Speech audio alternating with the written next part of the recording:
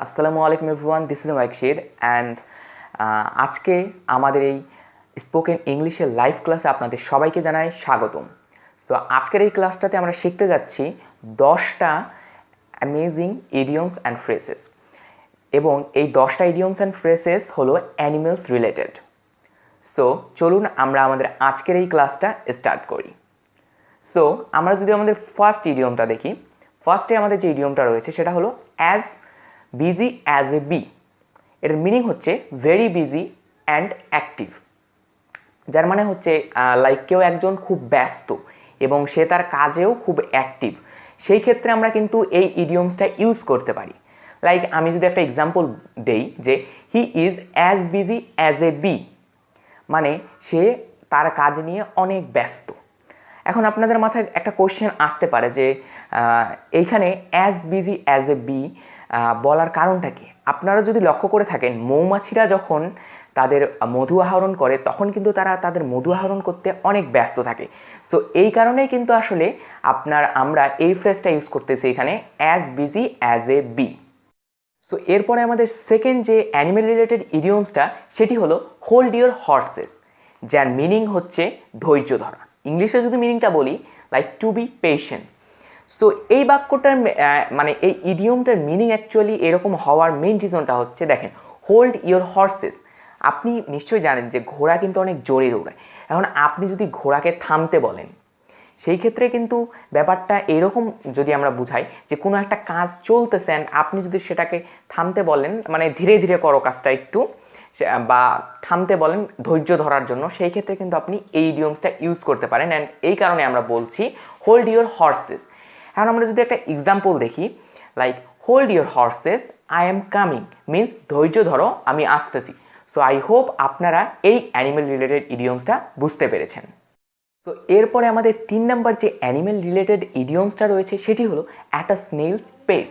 So basically এই ইডিয়মটার meaning হচ্ছে যে আপনি কোনো একটা জিনিসকে যদি খুব ধীর গতিতে চলে, সেই ক্ষেত্রে আপনি কিন্তু এই ইডিয়মসটা ইউজ করতে পারেন। এখানে পেস মিন্স হচ্ছে গতি, এবং এখানে কিন্তু যেহেতু স্নেলস মিন্স হচ্ছে আপনার শামুক। আপনারা যদি লক্ষ্য করে থাকেন যে শামুক কিন্তু খুব ধীর গতিতে চলে। সো এই ক্ষেত্রে কিন্তু আমরা এই ইডিয়মসটা ইউজ করতে পারি যে কোনো একটা জিনিস খুব ধীর গতিতে চলতেছে, সেটাকে আমরা যদি ইংরেজিতে বলতে চাচ্ছি তখন কিন্তু আমরা এই অ্যানিমেল রিলেটেড ইডিয়মসটা বলতে পারি at a snails pace. So আমরা যদি একটা এক্সাম্পল দেখে নিই তাহলে কিন্তু আপনারা এই বিষয়টা একদম ক্লিয়ার হয়ে যাবেন। Like hurry up, don't walk at a snails pace. So এই বাক্যটা দিয়ে আমরা একটা জাস্ট এক্সাম্পল দিলাম। আপনি কিন্তু চাইলে আপনার নিজের মতো করে উদাহরণ তৈরি করে কিন্তু আমাদের কমেন্ট সেকশনে জানিয়ে দিতে পারেন। সো আপনারা কমেন্টে জানাতে থাকুন। আমরা চলে যাচ্ছি আমাদের নেক্সট স্লাইডে। সো এরপরে আমাদের 4 নম্বর যে অ্যানিমেল রিলেটেড ইডিয়মস সেটা হলো watch like a hawk. So এখানে বেসিক্যালি হক মিন্স হচ্ছে আপনার বাজ পাখি। আপনারা অনেকেই হয়তো জানেন যে বাজ পাখি যখন কোনো একটা কিছুকে দেখে সে কিন্তু খুব তীক্ষ্ণভাবে কিংবা খুব কেয়ারফুলি জিনিসটাকে লক্ষ্য করে। সো সেই ক্ষেত্রে এই ফ্রেজটার মিনিং দাঁড়ায় যে to watch something or someone very carefully, মানে কোনো একটা জিনিসকে যদি আপনি খুব কেয়ারফুলভাবে লক্ষ্য করেন তাহলে কিন্তু আপনি এই ফ্রেজটা ইউজ করতে পারেন। সো আমরা যদি একটা এক্সাম্পল দেখি, like our teacher watches like a hawk in the exam hall means আমাদের শিক্ষক আমাদের পরীক্ষাতে কিন্তু একটা বাজ পাখির মতো আমাদের দেখে আর কি। অ্যাকচুয়ালি কিন্তু সেটা না, অ্যাকচুয়াল মিনিং হচ্ছে যে আমাদের টিচাররা আমাদের পরীক্ষাতে খুব কেয়ারফুলভাবে আমাদের উপর নজর রাখে যে আমরা কোনো পরীক্ষায় কোনো চিটিং করছি কিনা। সো আই হোপ আপনারা এই ইডিয়মসটা বুঝতে পেরেছেন। সো আপনারা কাইন্ডলি একটু কমেন্ট সেকশনে জানিয়ে দিন এই ইডিয়মস রিলেটেড যদি আপনারা কোনো সেন্টেন্স বানাতে পারেন। সো আমরা এখন তাহলে আমাদের যে কমেন্টসগুলো সেগুলো আমরা যদি চেক করতে চাই। সো আমি দেখতে পাচ্ছি আপনারা অনেকেই কমেন্টস করছেন। আচ্ছা, সো আপনারা অনেকেই কমেন্টস করছেন, যেমন পলাশ দেব ভাইয়া অ্যান্ড আরও অনেকেই করছেন। সো আপনারা কমেন্টস করতে থাকুন, আমরা আমাদের নেক্সট স্লাইডে চলে যাচ্ছি। এরপরে আমাদের 5 নাম্বার যে ইডিয়মস অ্যান্ড ফ্রেজ যেটা অ্যানিমেল রিলেটেড সেটা হলো fight like cat and dogs.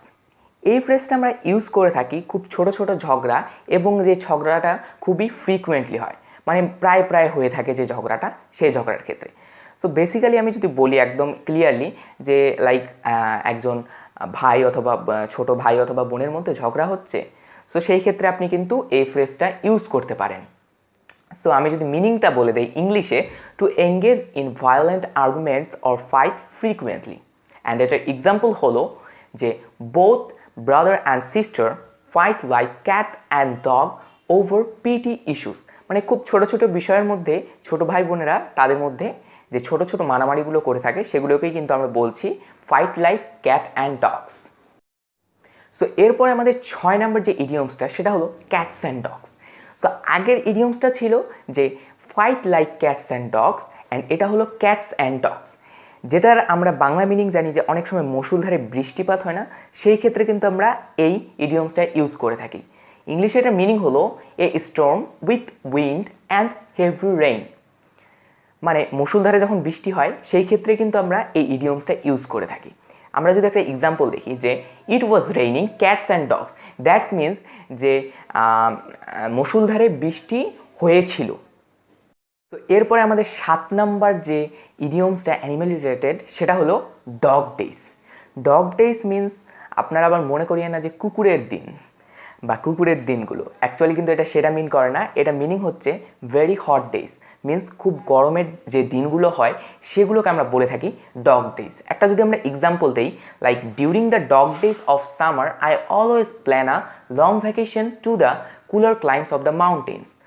Means এই সামারে যখন লাইক গ্রীষ্মকালে যখন গরমের দিনগুলো, তখন আমি একটা প্ল্যান করি কোথাও একটা লং ভ্যাকেশনে যাওয়ার, যেখানে মাউন্টেন্সের চূড়ায় অনেক ঠান্ডা ঠান্ডা বাতাস বয়। সো আমরা এই ক্ষেত্রে কিন্তু এই ইডিয়মসটা ইউজ করে থাকি।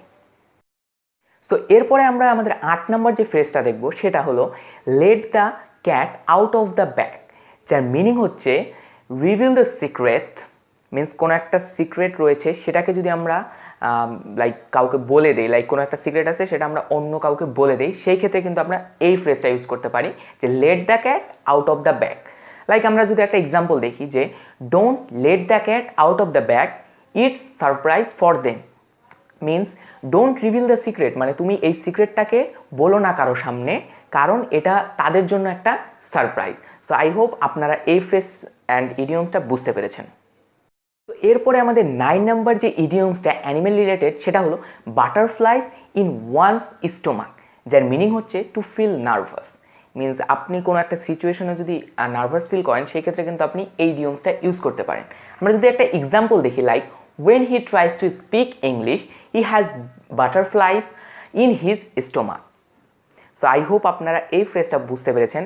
আর যদি কোনো আজকে আমরা যে 10টা ফ্রেজ শিখবো সেগুলো নিয়ে যদি আপনাদের কোনো রকমের কোনো কোশ্চেন থাকে সেগুলো কমেন্ট সেকশনে জানাতে পারেন, অ্যান্ড চাইলে আপনারা এই 10টা ফ্রেজ দিয়ে নিজের মতো করে 10টা সেন্টেন্স মেক করে কিন্তু আমাদের কমেন্ট সেকশনে জানিয়ে দিতে পারেন। তো এরপরে আমাদের আজকের ক্লাসের যে লাস্ট ইডিয়মস অ্যান্ড 10 নাম্বার যে অ্যানিম্যাল ইডিয়মসটা সেটি হলো a fish out of water, যার মিনিং হচ্ছে to feel uncomfortable in a specific situation. So মানে আপনি কোনো একটা সিচুয়েশনে যদি মানে কোনো একটা নির্দিষ্ট সিচুয়েশনে যদি আপনি আনকমফোর্টেবল ফিল করেন সেই ক্ষেত্রে আপনি এই ফ্রেজটা ইউজ করতে পারেন এ fish out of water. So আমরা যদি একটা এক্সাম্পল দেখি তাহলে আপনারা এই বিষয়টা সম্পর্কে একটু হলেও ক্লিয়ার হবেন। Like when she spoke English on the stage she felt like the fish out of water. Means যখন সে স্টেজে দাঁড়িয়ে ইংলিশে কথা বলতে যায় তখন কিন্তু সে সেই সিচুয়েশনে সে আনকমফোর্টেবল ফিল করে। সো আই হোপ আপনারা এই জিনিসটা বুঝতে পেরেছেন। সো আপনারা চাইলে কিন্তু কিছুক্ষণ আগেও আমি বললাম যে এই 10টা ইডিয়মস দিয়েই কিন্তু আপনারা সেন্টেন্স মেক করে আমাদের কমেন্ট সেকশনে জানিয়ে দিতে পারেন। অ্যাকচুয়ালি আমাদের লাইভ ক্লাসের ডিউরেশনটা একটু কম থাকার কারণে আমি কিন্তু আপনাদের সকলের কমেন্টসগুলো পড়তে পারিনি। সো আপনারা কমেন্টসে জানিয়ে দিবেন, আমি চেষ্টা করব আপনাদের সবগুলো কমেন্টসের রিপ্লাই দেওয়ার, আমাদের লাইভ ক্লাসটা পরে রিপ্লাই দেওয়ার চেষ্টা করব। সো আজকের ক্লাসটি এতটুকুই ছিল।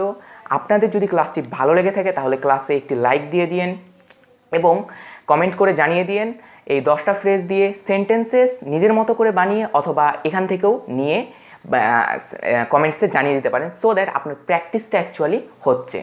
অ্যান্ড যদি আপনার মনে হয় যে এই ক্লাসটি আপনার কোনো ফ্রেন্ডের হেল্প করতে পারে তাহলে তা আপনি সেই ফ্রেন্ডের সাথে আজকের এই লাইভ ক্লাসটি শেয়ার করে দিতে পারেন। সবাই ভালো থাকবেন, সুস্থ থাকবেন। আল্লাহ হাফিজ।